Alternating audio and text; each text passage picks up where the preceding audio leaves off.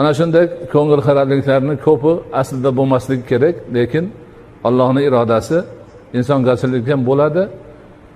Qizini umid bilan bir yerga uzatadi, to'y qiladi, kuyov topadi, nikohlaydi.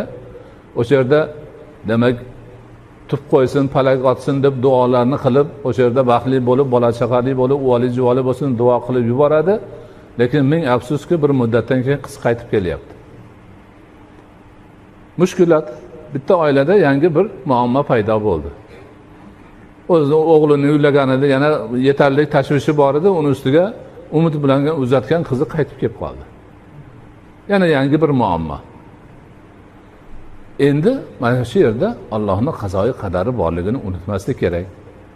Ba'zi bir odamlar o'sha qizlarga darsnom berar ekan, u qilar ekan, bu qilar ekan. Bu ham bo'lmaydi. Rasul akram alayhisolatu vassalomning bir hadislarini Imom Hasan Marvazi o'zining yaxshilik va silai rahim kitobida keltirgan.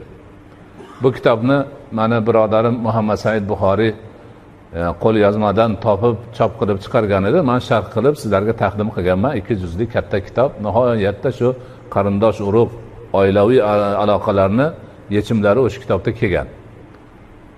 O'sha kitobni o'qigan azizlardan bittasi men bilan hamroh bo'lib ketyapti, aytayapti. Tashakkur aytgandan keyin aytayapti-ku, mana shu kitobdan topdim bir yechimni deydi. Nimani desam, mana bir birodarimning qizi kelin bo'lgan joydan qaytib kelib qolgan edi. Shu qizni hech qo'ymasdi otasi. Sen nimaga kelding? Seni nima qiluvdim deb hali qizni qaytib ketish imkoni yo'q.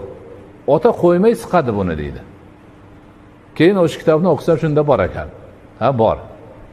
Rasul akram alayhisolatu vassalom sahoba-i ikromlardan biriga aytganlar. Men senga eng yaxshi sadaqani yoki sadaqalarda ham savobi ko'p narsani aytaymi deganlar. Ha, Allohning rasuli ayting deganlarida o'zini ayol zotidan bo'lgan yaqin kishisi oilasi buzilib qaytib kelsa, qaramog'iga odam qolmasa, shunga pul sarflagan odam eng yaxshi odam bo'ladi. Sadaqani eng yaxshisini qilgan bo'ladi yoki sadaqadan ham yaxshiroq savobli ishni qilgan bo'ladi deganlar. Ana o'shanaqa oilasi buzilib qolgan ayol kishi boradigan joyi yo'q, qiynalib qoldi, ishlay olmaydi. Ana shunga qarasa, shuni boshini silasa, ko'nglini ko'tarsa, taom bersa, kiyim bersa, boshqa qilsa, dunyodagi eng yaxshi sadaqa shu ekan.